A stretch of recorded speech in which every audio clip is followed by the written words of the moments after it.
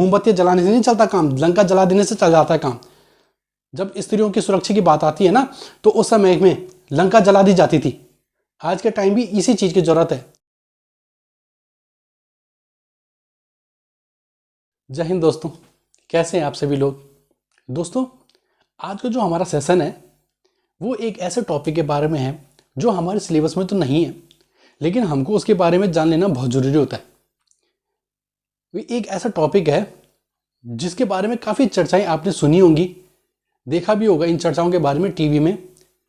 इसी चर्चा के बारे में हम क्या करते हैं, आज इस चर्चा के बारे में हमने क्या कर रखा है, ये सेशन रख रखा है भारत की शिक्षा पद्धति के बारे में। एक ऐसी शिक्षा पद्धति जिसने हजारों साल पहले भारत को सोने की चिड़िया बना रखा था और भारत को एक विश्व गुरु के नाम से भी जाना जाता था।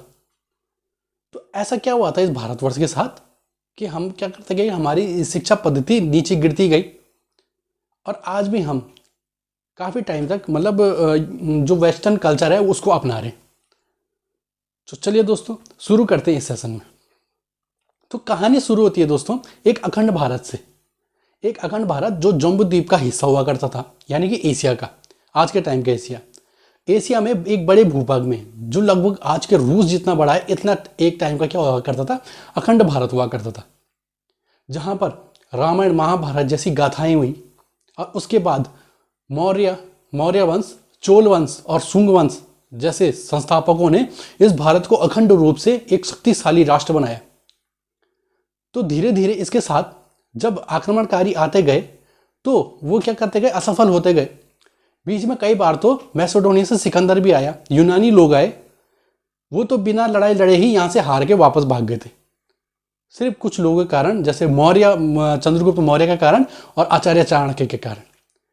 उनकी ऐसी क्या शिक्षा उस समय दी जाती थी कि हम शत्रु को इतनी कठिन तरीके से हरा देते थे। और बीच में मुगलों के टाइम पे ऐसा क्या हो गया था हमको कि हम मुगलों को हराना हमारे लिए पॉसिबल नहीं होता था। सिर्फ एक दो राजा हमारे ऐसे होते थे जो इनसे कड़ी टक्कर लेते थे और इनको यहां से भगा देते थे।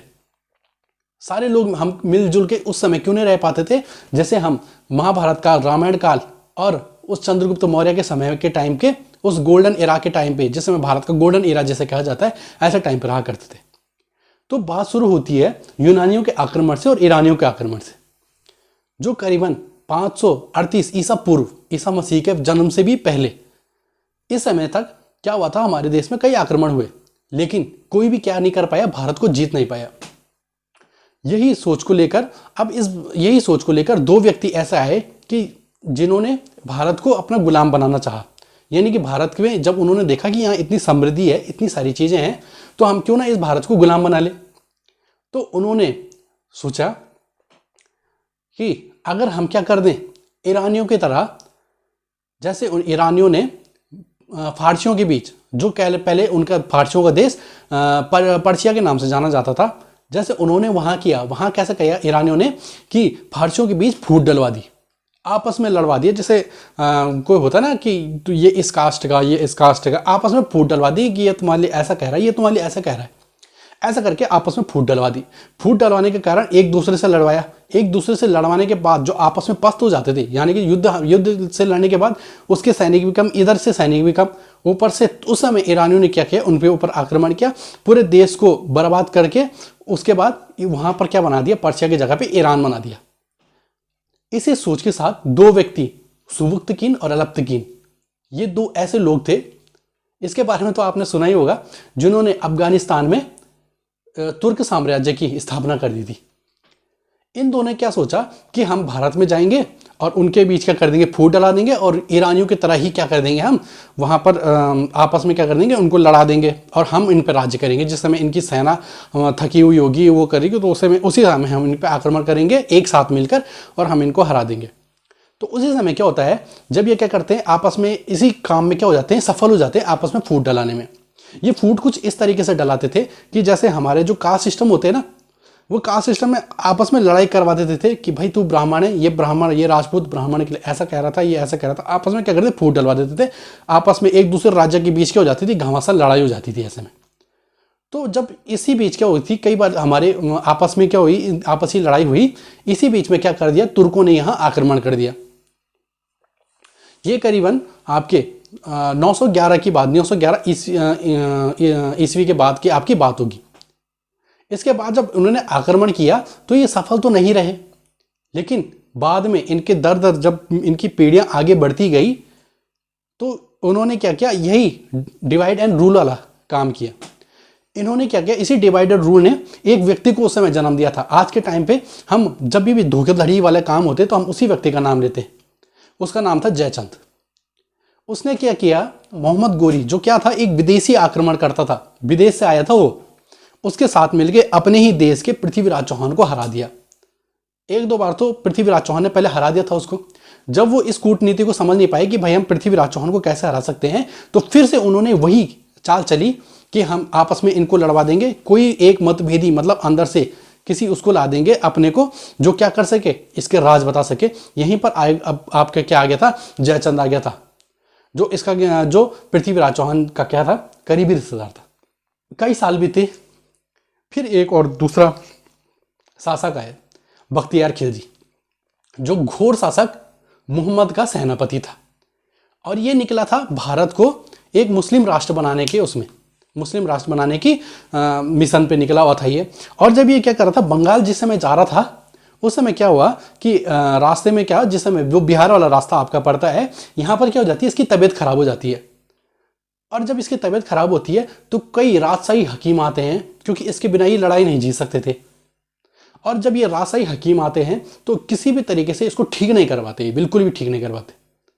अब वो जब वो ठीक नहीं कर पाते ना, तो वो बोलते कि किसी ना किसी तरीके से इसको ठीक होना बहुत जरूरी है। उस समय क्या करते हैं, नालंदा विश्वविद्यालय, जो उस समय की वर्ल्ड की सबसे पहली यूनिवर्सिटी थी, नालंदा विश्वविद्यालय, वहां से एक आयुर्वेदिक आचार्य को लेके आते हैं, जो आयुर्वेदिक विभाग में क्या करते, बच्चों को क्या कर पढ़ाते थे, साथ में वो शोध भी करते थे। उनको बुलाया जाता है, लेकिन ये कहता है कि मैं इनके हाथ से दवाइयाँ नहीं लूंगा। अब वो बोलता है कि अगर तुम मेरे को बिना दवाई दे के ही मुझे ठीक कर देता है तो मैं क्या कर दूंगा, मैं मान लूंगा कि तुम क्या हो, बहुत खतरनाक आचार्य हो, तुम बहुत खतरनाक वैद्य हो। तो ये क्या करते हैं, उन्होंने बोला ठीक है, वो चैलेंज एक्सेप्ट कर लेते हैं। उसके बाद वो क्या करते हैं, जो उनकी कुरान आयत होती है उसमें क्या करते हैं, उनके पन्नों में वो दवाई लगा देते हैं। और जिस समय वो खिलजी क्या कर रहा था, अपनी कुरान पढ़ रहा था, उस समय क्या करता, ऐसे ऐसे पन्ने पलटते जा रहा था। और इतनी मात्र भर, इतनी चुटकी से क्या हो गया था, इतनी चुटकी भर औषधि से बख्तियार खिलजी पूरा ठीक हो गया था। जब उसने ये देखा ना कि भाई इतनी इनकी टेक्नोलॉजी इतनी खतरनाक है, इनकी जो इनकी साइंस है ये इतनी खतरनाक है कि हमने तो इन पे राज कर लिया, लेकिन इनका ज्ञान अभी तक हमसे बहुत आगे। इसी के चलते वो एक ऐसा आदेश दे देता है जिसके कारण भारत की शिक्षा पद्धति अंधेरे में जाने वाली थी। और वो आज्ञा पता कैसी थी, वो आज्ञा थी नालंदा विश्वविद्यालय को जला देना। जब नालंदा विश्वविद्यालय को जला दिया गया था ना, तो उसके अंदर आप ये सोचो कि उसके अंदर इतनी किताबें थी, इतने पुस्तकें थी, इतने ज्ञान थे कि उससे हम क्या कर सकते, आज के टाइम पे हम सुपर पावर बन सकते थे। भारत क्या करता था, सुपर पावर बन सकता था। उसको भी जब आग लगाई गई ना, तो उसका पुस्तकालय 3 महीने तक, सोच सकते हो, 3 महीने तक जला था उसका, इतनी किताबें वहां थी। तो वहीं के आचार्यों ने अपनी जान पर खेलकर उन वेदों, उपनिषदों और शास्त्रों को उठाकर सही जगह रखा, ताकि हम आने वाली पीढ़ी को क्या दे पाए, एक सही शिक्षा दे पाए।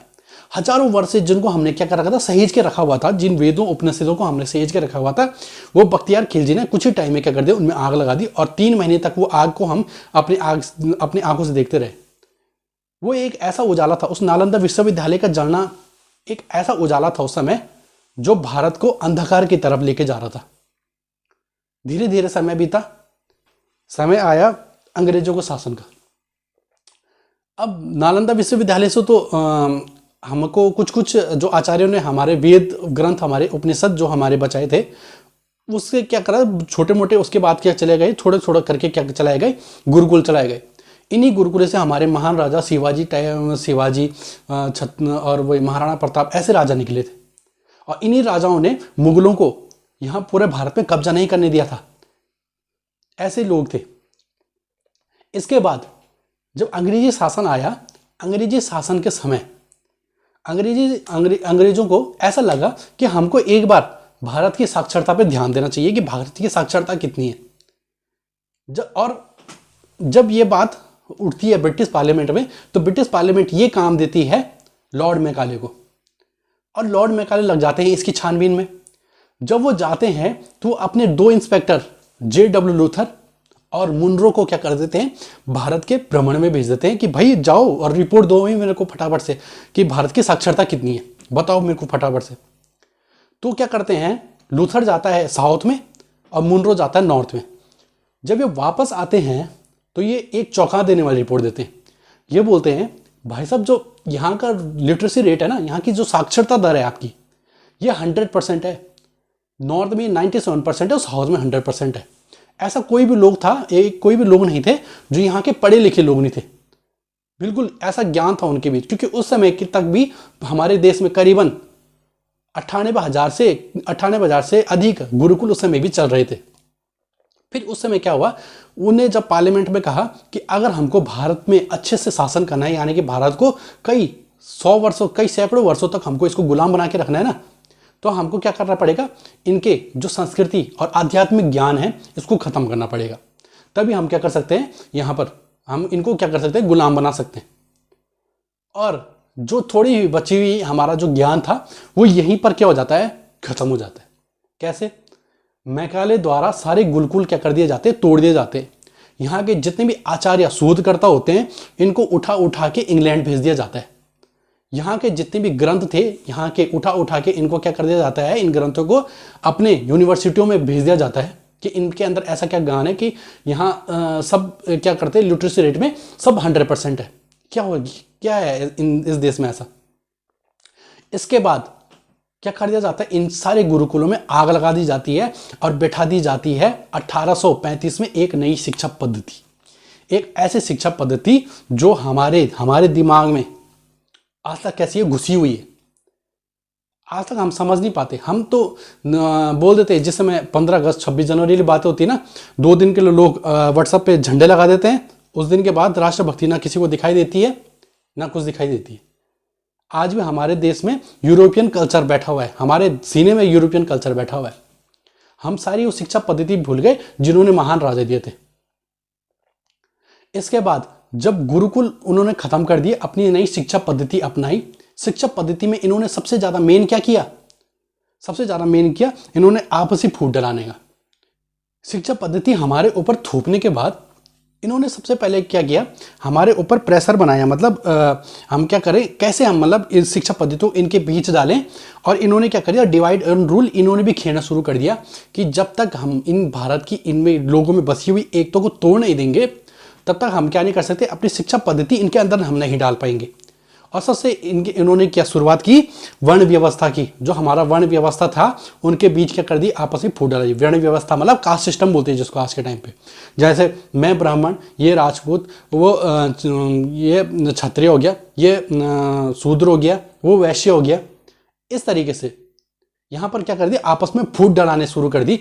और आज के टाइम पे भी क्या करा, ये इस टाइम पे भी हमारे बहुत सारे गांव में ऐसा देखा जाता है कि कास्ट के नाम पे, मतलब जाति के नाम पे क्या कर दिया जाता है, छुआछूत आज के टाइम पे भी कई बार क्या चलता रहता है। आज के टाइम हमारे दिमाग में ऐसा बोले गए, अरे ये तो ऐसे हैं, ये तो वैसे हैं, जबकि हैं कौन हम, सनातनी तो हैं। सबके सब मिलजुल के रहना चाहिए था हमको। लेकिन उस समय क्या कर दिया था, यही वर्ण व्यवस्था वाला खेल इन्होंने खेला। यही वर्ण व्यवस्था वाला खेल इन्होंने अमेरिका के साथ भी खेलना चाहा था। इन्होंने क्या किया, इन्होंने कि हम इनके अंदर बहुत ऐसी शिक्षा पद्धति डालेंगे जो कई सैकड़ों साल तक अमेरिका के लोग भी ब्रिटिशर्स को महान मानते रहे।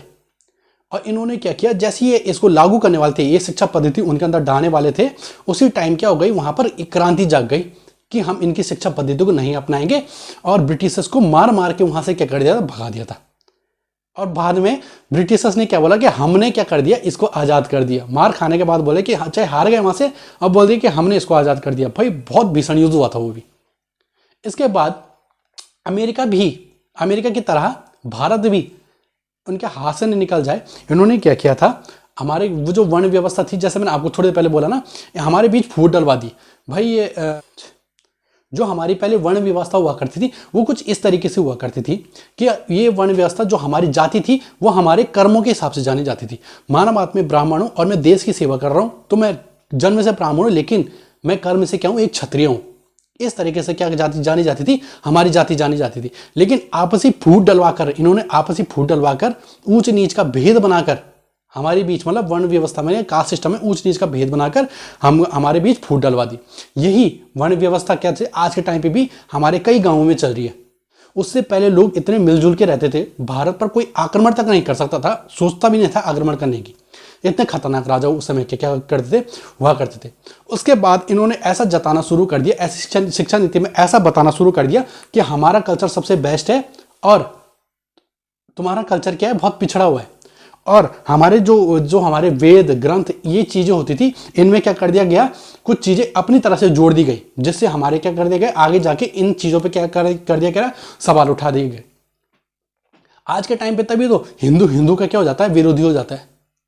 इसी कारण से बोलते हैं कि ग्रंथ में हमारे ऐसा क्यों हुआ, भगवान राम ने ऐसा कर दिया, भगवान कृष्ण ने ऐसा क्यों किया, क्योंकि वो क्या कर दिए गए थे, अपनी तरह से जोड़े गए थे। ठीक है, देखो जोड़ने का मैं एक अर्थ ऐसा बताता हूं, जैसे क्या होता था ना कि हमारे धर्म ग्रंथ में कुछ इस तरीके से बोला जाता है कि हमारे धर्म ग्रंथ में 33 कोटि देवी देवता हैं, लेकिन इनके तरफ से जोड़ा जो ज्ञान गया था ना, इन्होंने कोटि को करोड़ बना दिया था कि 33 करोड़ देवी देवता हैं, ताकि हम आगे जाके सवाल करें कि किसी धर्म पे 33 करोड़ देवी देवता कैसे हो सकते हैं। और हमारे लोग सवाल करें, जो हम हिंदू हैं, हम ही सवाल करें कि हाँ ये 33 करोड़ देवता, ये किसकी चाल थी, इन्हीं यूरोपियन की चाल थी कि आगे चल के हम क्या करेंगे, इन पर सवाल उठाएं। तो यही कारण था जो हम कास्ट सिस्टम में बढ़ गए और हमने क्या किया, एक दूसरे को साथ उस समय नहीं दिया ना। यही कारण था अंग्रेजों का हमारे ऊपर 200 साल राज करना, मुगलों का 800 साल राज करना, कई बार तुर्कों का राज करना। इसी कारण से हम कभी एक नहीं हो पाए। यही कारण था कि इन्होंने इतने साल तक, 200 साल तक हमारे ऊपर राज किया। और आज भी इनका जो ज्ञान है, इन्होंने जो अपना ज्ञान जो मिला के हमको दे रखा है ना, आज भी हमारे दिमाग में क्या कर रखा है, बैठा हुआ है। और इसके बाद जब ये क्या कर रहे थे, 1947 में, जिस समय ये क्या कर रहे थे, भारत छोड़ के गए थे। भारत छोड़ के तो 1952 में गए थे, मतलब पूर्णता क्या है, पूर्णता ये जो लॉर्ड माउंटबेटन था ना, ये 1952 में गया था। ठीक है, लेकिन 1947 जब हमारा देश आज़ाद हुआ था ना, आप सोच भी नहीं सकते, 1835 में लिटरेसी रेट जो हमारा क्या था, 100% था, भारत का 100% था, वो 1947 में कितना आ गया था, उसका 1947 में लिटरेसी रेट था केवल 18%। इतना चूस गई थी ये यूरोपियन शिक्षा पद्धति हमको। आज के टाइम पे भी जो है ना, हमारे मॉडर्न मेडिकल कॉलेजों की संख्या करीबन 92,000 से 95,000 तक है, 92,000 से 95,000 तक। और हमारे जो आयुर्वेद के जो विद्यालय होते हैं, उनके जो बीएमएस वाला होता है ना, वो कोर्स बीएमएस वाला कोर्स होता है, हाँ जी बीएमएस वाला कोर्स होता है, उसकी उनके कॉलेजों की संख्या 51,000 तक है।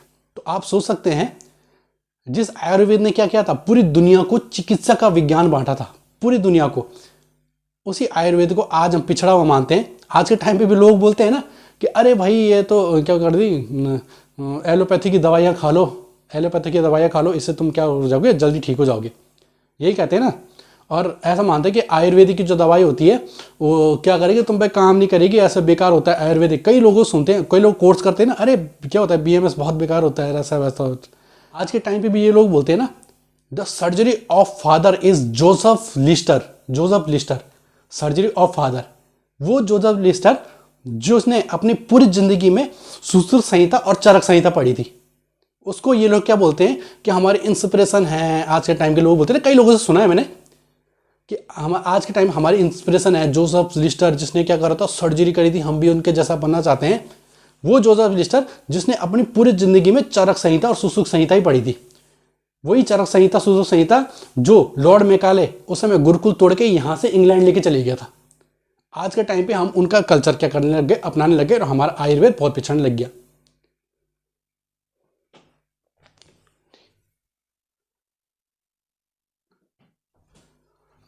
और यही ज्ञानी ओपेनहाइमर का नाम आपने सुना होगा ना, परमाणु बम के क्या थे, जनक थे, जिनको परमाणु बम का क्या जनक माना गया था। ये भी जब अपनी टेस्ट की फर्स्ट साइट में बोलते हैं ना कि मैं किस चीज़ से प्रेरित हूँ, मैं श्रीमद् भागवत गीता के श्लोकों से प्रेरित हूँ। और इसी कारण से मैंने क्या किया था, इस बम को क्या करी थी, रचना करी थी। और इस टेस्ट के बाद जब 1945 में बम मतलब जापान में बम गिराने के बाद इन्होंने जब पूछा था ना कि एक यूनिवर्सिटी में एक छात्र ने पूछा था ना कि क्या ये पहली बार ये टेस्ट हुआ है, तो उन्होंने कहा था हाँ इस सदी में लगता है कि हमको ये टेस्ट हुआ है, लेकिन बहुत साल पहले मतलब हजारों साल पहले पुराने टाइम में, एंशिएंट टाइम में इन बमों का प्रयोग ब्रह्मास्त्र के रूप में हुआ है। तो आप सोच सकते हैं हमारे पास हमारे गुरुकुल शिक्षाओं में, हमारी गुरुकुल विद्यालयों में कितना ज्ञान हुआ करता था उस समय। क्यों हमारी शिक्षा पद्धति इसके बाद दर बदर हमारी ढलती गई। को बता देता हूँ, जैसे आपने राइट ब्रदर्स का नाम तो सुना ही होगा, नेट में सर्च कर देंगे अपना आप आ जाएगा कि भाई क्या कर दिया था इन्होंने, एरोप्लेन बनाया था।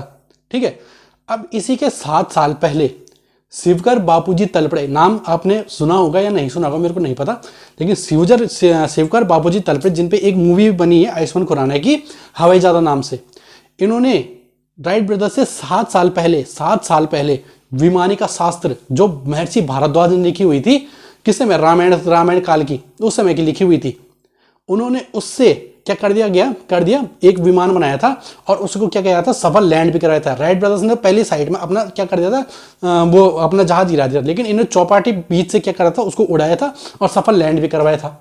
लेकिन बाद में इनको क्या कर दिया गया, इनको पकड़ के जेल में डाल दिया गया। 1920 में इनकी मृत्यु हो गई। उसके बाद से इनका नाम कोई नहीं जानता। इसके बाद क्या हुआ, उन्होंने उन्हीं के नोट्स उठाए और दे दिए वहां के इंजीनियर को, जो राइट्स ब्रदर्स थे, उनको दे दिया और उन्होंने क्या कर दिया, एक हवाई जहाज बना के कर दिया और फिर भी जब बना नहीं पाए तो गिरा दिया उसको।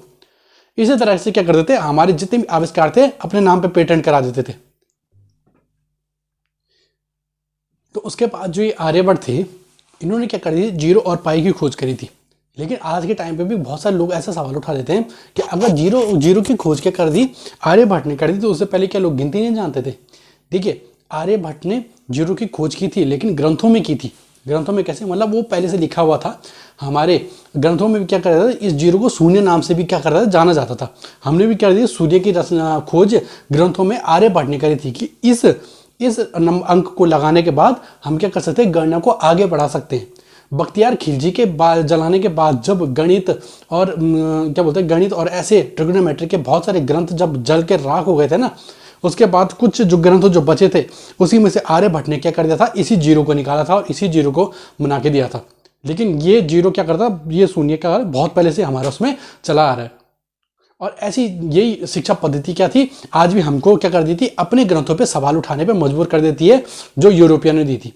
आज के टाइम पे भी घर जो होते हैं ना, पेरेंट्स होते हैं, बच्चों के पेरेंट्स बोलते हैं हिंदी मत बोलो, इंग्लिश बोलो, इंग्लिश से क्या बढ़ेगा, तुम्हारा रुतबा बढ़ेगा।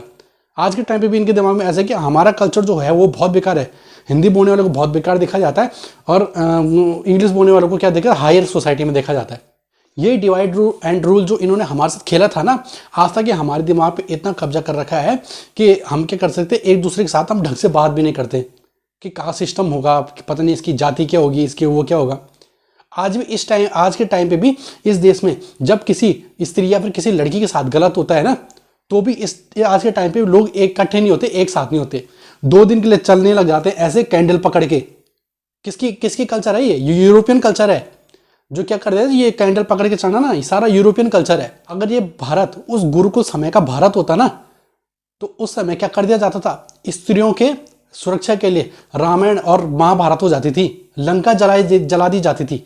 मोमबत्ती जलाने से नहीं चलता काम, लंका जला देने से चल जाता है काम। जब स्त्रियों की सुरक्षा की बात आती है ना, तो उस समय में लंका जला दी जाती थी। आज के टाइम भी इसी चीज की जरूरत है, क्योंकि उस समय के लोग क्या होते थे, बिल्कुल आपस में मिलजुल के रहते थे। आज के टाइम में हमने वर्णों में बांट दिया लोगों को, जाति में बांट दिया लोगों को, और वो भी कौन है, हम ही लोग हैं, सनातनी लोग, जो हम क्या है अलग अलग भागों में क्या है बटे हुए।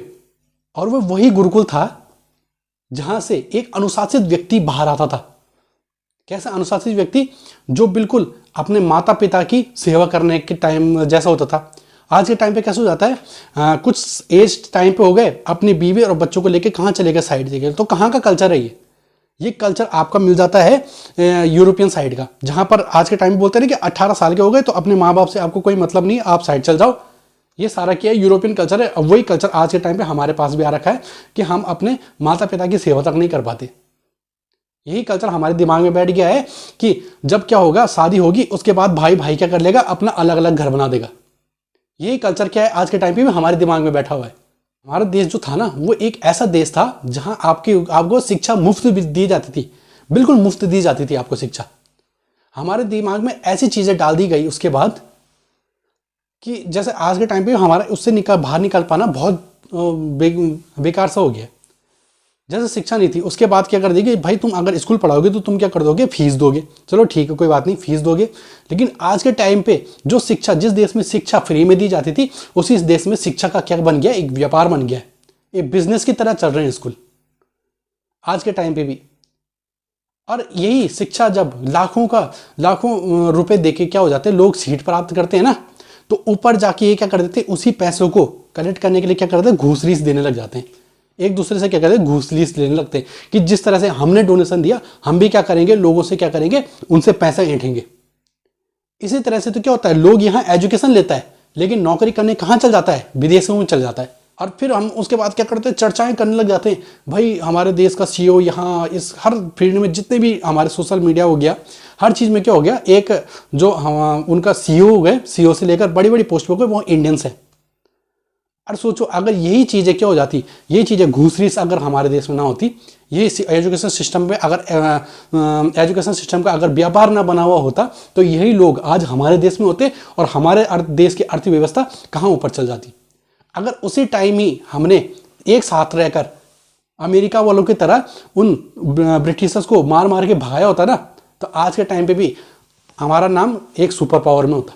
अगर आज भी हमारे देश को सोने की चिड़िया और विश्वगुरु बनना है ना, तो हमको भी वापस ही वही 5000 साल पहले जो रामायण और महाभारत काल में और चंद्रगुप्त मौर्य जो नालंदा विश्वविद्यालय और तक्षशिला विश्वविद्यालय में सिखाया जाता था, वाले गुरुकुल का करना पड़ेंगे, स्थापित करने पड़ेंगे अपने भारत में। इसी कारण से क्या हो सकता है, हमारा भारत एक समृद्ध राष्ट्र बन सकता है, दोबारा से एक विश्व गुरु बन सकता है। और दोस्तों यही समय है हमारा जागने का।